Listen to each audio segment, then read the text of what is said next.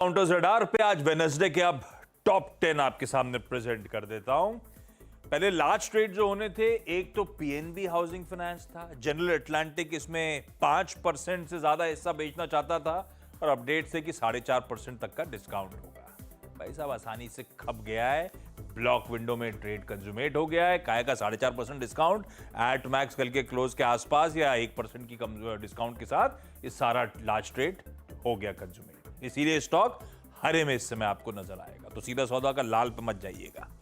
Cyient DLM, इसमें इस company के जो पेरेंट है साइंट लिमिटेड, एक और लिस्टेड कंपनी, वो भी रडार पर रहेगी। वैसे 14.5% पेरेंट हिस्सा बेचने की तैयारी कर रहा है, ऐसे अपडेट्स हैं आवाज के पास। अब तक वो ट्रेड नहीं हुआ, यानी खपा नहीं लार्ज ब्लॉक विंडो में, अब कंटिन्यूस सेशन में नजर रहेगी। लेकिन साइंट डीएलएम के लिए खराब खबर, और ये पैसा भुनाएगा साइंट लिमिटेड जो शायद अपनी डेट वेट रिड्यूस करेगा, उसको रख लीजिएगा रडार पे। पर ऑलरेडी इस डील से पहले 4 दिनों से बहुत तेजी दिखा चुका है। Larsen and Toubro, Bombay high court ने वो जीएसटी का शो कॉज नोटिस जो है इसे खारिज कर दिया। 2237 करोड़ का नोटिस था, कोई भुगतान करने की जरूरत नहीं। एलएनटी इसीलिए बढ़िया हरे में ट्रेड कर रहा है। डॉक्टर रेड्डीज लेबोरेटरीज ने एक यूएस बेस्ड कंपनी है जिसके साथ नॉन बाइंडिंग करार करा है एंटी मलेरियल ड्रग्स बनाने के लिए, तो ये अच्छी खबर है कंपनी के लिहाज से। टाटा पावर, अपडेट आया है कि एसएनपी ग्लोबल ने इसकी रेटिंग अपग्रेड कर दी है। अपग्रेड डिटेल्स आपकी स्क्रीन पर, आउटलुक पॉजिटिव रखा है। ओला इलेक्ट्रिक, इसका जो S1X स्कूटर है 3 किलोवाट और 4 किलोवाट का, उसको पीएलआई सर्टिफिकेशन मिल गया है। पीएलआई के अंतर्गत बेनिफिट्स मिलेंगे। पेट्रोनेट एलएनजी, इसने श्रीलंका की एक एलटीएल होल्डिंग्स है, उसके साथ 5 साल का एलएनजी का सप्लाई कॉन्ट्रैक्ट करा है। एचजी इंफ्रा और प्रताप स्नैक्स 2 काउंटर साथ में आएंगे। लार्ज ट्रेड हुए थे एचजी इंफ्रा में, कल 3.25% हिस्सा प्रमोटर्स ने बेचा, पर सोसाइटी जनरल और कई सारे मार्केट डोमेस्टिक इंस्टीट्यूशंस ने खरीद लिया है, इसीलिए शायद हरे में है। प्रताप स्नैक समझ से परे है, लेकिन 2 दिन से प्रमोटर माल छोड़ रहे हैं और कल भी चला था और आज भी हरे में ही ट्रेड करता हुआ आपको नजर आएगा। पर इसमें कुछ सुबुगाहट भी कुछ लार्ज ट्रेड्स की, इसीलिए भी शायद हरकत में होगा। खैर वो अलग। खबरों वाले स्टॉक्स, जीनस पावर को 3000 करोड़ रुपए का ऑर्डर मिला। सनसेरा इंजीनियरिंग क्यूआईपी के जरिए 1200 करोड़ रुपए जुटाना चाहता है। बीजीआर एनर्जी को झारखंड से एक ऑर्डर मिला था, वो टर्मिनेट कर दिया गया है। बुरी खबर है वैसे, ध्यान रखिएगा। और जीईटीएनडी के लिए दिक्कत यह है कि प्रमोटर्स कह रहे हैं हम कुछ माइनॉरिटी स्टेक बेचने की तैयारी कर रहे हैं, कब बेचेंगे वो डिटेल नहीं, कितना बेचेंगे वो डिटेल नहीं, लेकिन एक ओवरहैंग बन गया।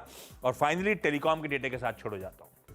भारतीय एयरटेल ने 12.5 लाख ग्राहक जोड़े तो वोडाफोन ने कम, लेकिन फिर भी 8.5 लाख ग्राहक गंवाए, इसीलिए टेलीकॉम स्पेस रडार पे है। चले, तो ये सारे स्टॉक्स आपके लिए आशीष ने रिकैप कर दिए हैं जहां पर खबरों का इम्पैक्ट बनता हुआ दिखाई देगा। अच्छा, प्री ओपन से लेकर अब तक अगर आप देखें क्या हुआ है, तो मार्केट थोड़ा सा शांत स्वभाव दिखा रहा है, करीब करीब 18 पॉइंट नीचे। मिड कैप भी बहुत ही सोम्बर स्टार्ट की तरफ इशारा करता हुआ आपको नजर आएगा। तो ये फिलहाल आपके लिए अब तक की स्थिति है। निफ्टी बैंक में कल का जो एक्शन है वो थोड़ा सा धीमा जरूर पड़ा क्लोजिंग तक, आज देखते हैं वो लौटता है या नहीं। अनुज, जिस लेवल्स पर अब ओपनिंग की तैयारी हो रही है, अ लिटिल शाई ऑफ 24,700 और 50,666 के आसपास निफ्टी बैंक का, किन लेवल्स पर आप खुलने के साथ ही ज्यादा तवज्जो देना चाहेंगे? देखिए हर्षिता, पहले सपोर्ट लेवल्स बताया था मैं 24,600 से 24,620 के करीब कल का लो, और फिर 24,450 से 24,500 जहां पर 10 और 20 day exponential moving average placed है। मेरी अप्रोच रहेगी बाय इट ओपन, अगर ये इस तरह से खुल रहा है तो थोड़ा सा बाय इट ओपन, एंड फिर ऐड करने का जोन होगा। अगर आपको 24,550 से 24,650 का एक जोन मिल जाए तो उसमें आप ऐड करिए, और एक स्ट्रिक्ट स्टॉप लॉस रखिए 24,450 का। अगर आप पोजीशंस कैरी कर रहे हैं, इन दैट केस वो डिपेंड करेगा आपने किस लेवल पे पोजीशन लिया। अगर आपने बहुत पहले से लिया तो वही 24,450 रहेगा।